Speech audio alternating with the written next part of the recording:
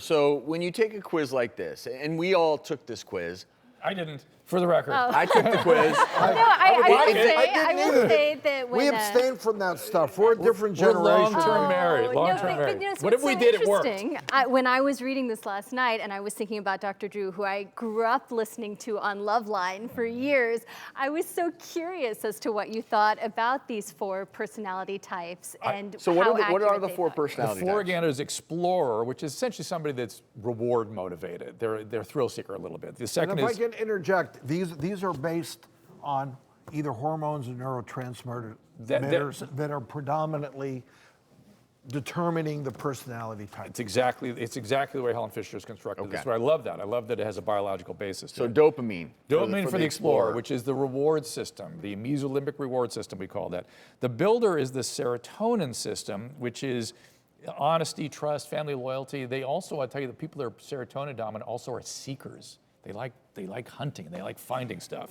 The director is testosterone, so it's predominant, it's the sort of the director type. Right. Good match with the negotiator, and the negotiator is more the receptive type. You know, people don't often, we're in an age when you're not allowed to talk about the differences between testosterone and estrogen and the effects they have on our biology, but estrogen causes something called receptivity, which is a little more passive, a little more negotiated, while testosterone is more externally driven and more towards aggression. And Natalie was a negotiator. Correct. So And more the men estrogen you dominant. feel like she was going after were more of the director types, which based on this quiz Theoretically would should fit. work, right? Because everything sounds like it was working for you exactly. until. And it always does. It's always so perfect. And I'm like, oh my God, it's gonna be different. Like, we gel so well, the vibe is great, we really understand each other. And then as soon as I show that I'm catching feelings and I'm emotionally available, they back off and they. Let me tell you what I think That's that is. an interesting piece about emotional availability. Right. then. So exactly. So to me, my bet is this is about attraction. So attraction is different than fittedness, right? People don't talk about what causes our attractions, right? Now, to some extent, the attraction is driven by fittedness, but if we have unresolved childhood trauma of any type, it tends to generate attraction to similar people and places. For instance, if you had an emotionally unavailable dad who backed off, who abandoned you or something, you are gonna feel lightning bolts when you see a guy that's a director who's also not available. You're gonna think to yourself, he's available and I gotta have that guy, and you're gonna be shocked when he becomes unavailable, but you set that up. You set it up with your attractions, and you can't help your attractions. You're a perfect instrument. So if you had an abandoning father or an alcoholic father, magically people seek alcoholic dads. You know, this is not unique to women, but I'm focusing on women because that's you. Yeah.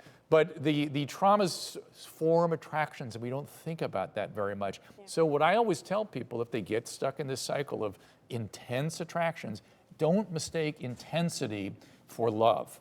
Right. Intensity is not love. So when you feel lightning bolts, it's that guy.